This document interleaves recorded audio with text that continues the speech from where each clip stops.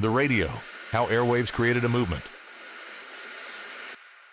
The history of Southern textile labor is frequently told through dramatic moments. Historians often focus upon strikes, confrontations between workers and mill owners, and the efforts of labor organizers who attempted to unionize the textile industry during the 1920s and 1930s. Those events remain important because they altered the relationship between labor and management throughout much of the South.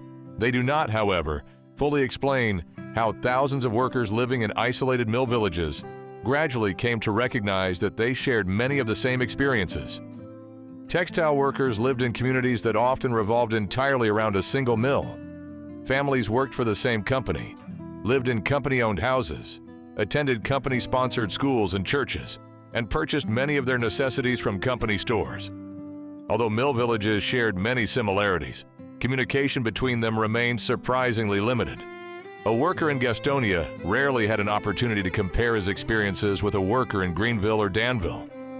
Most people understood industrial life through the narrow perspective of their own community. That isolation presents an important historical question. If workers remained separated from one another, how did they begin developing a broader understanding of Southern textile life? Why did songs describing conditions in one mill village resonate so strongly with workers living hundreds of miles away? One answer can be found in the rapid expansion of radio during the 1920s and early 1930s. For generations, music had been a local experience. Families gathered around musicians they knew personally, sang in churches, or shared songs that had circulated within their own communities for years. Those traditions remained important after families moved from farms into textile villages. But radio fundamentally altered the way music traveled. Performers no longer needed to visit a community in order to reach an audience. Instead, a single broadcast could enter thousands of homes across several states in the same evening. The importance of that development extended well beyond entertainment. Radio created a common listening experience among workers who otherwise remained strangers to one another.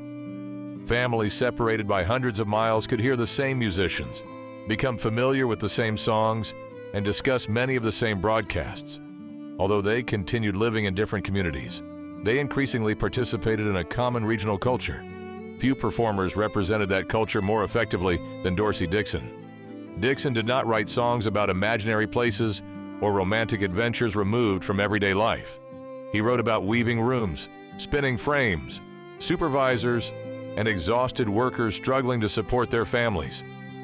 His songs reflected experiences familiar to thousands of textile workers because they emerged from the same industrial world his listeners inhabited.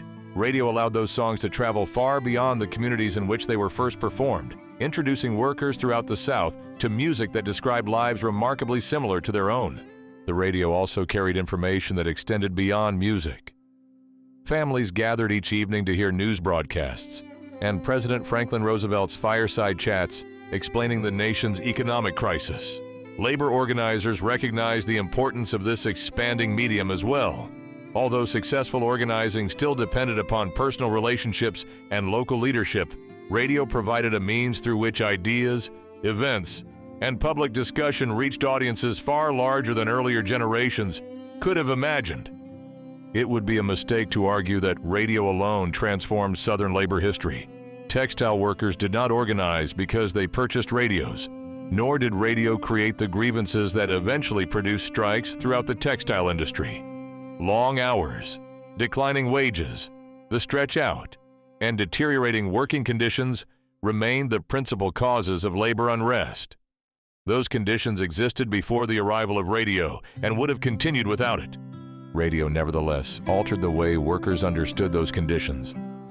Instead of interpreting their circumstances solely through the experiences of one community, workers increasingly encountered songs, news, and conversations originating in other mill villages.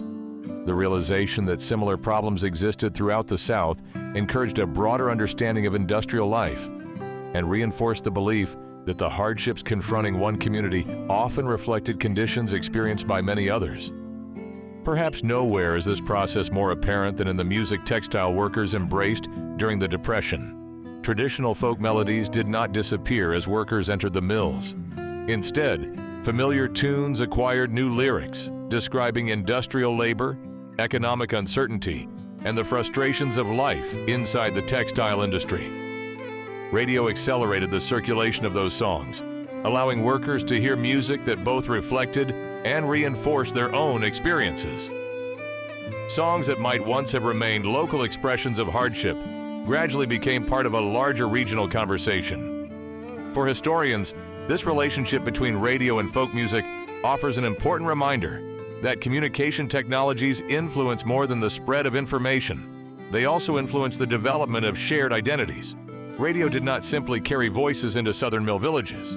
It allowed workers living in scattered communities to discover that they were listening to many of the same songs, responding to many of the same events, and confronting many of the same challenges. The significance of radio in Southern labor history therefore lies not in its ability to organize workers directly, but in its ability to connect them culturally.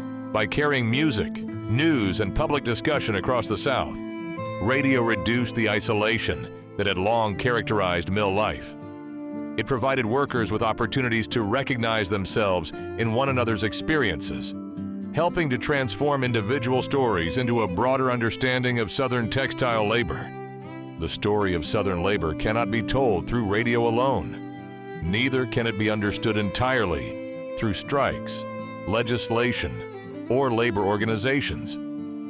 Between those larger events existed thousands of ordinary evenings when families gathered around a radio at the end of the workday. They listened to music that sounded familiar, news that affected their lives, and voices that reminded them they were not alone. Those quiet moments rarely appear in official records, yet they helped create the shared cultural experience from which one of the South's most important labor movements eventually emerged.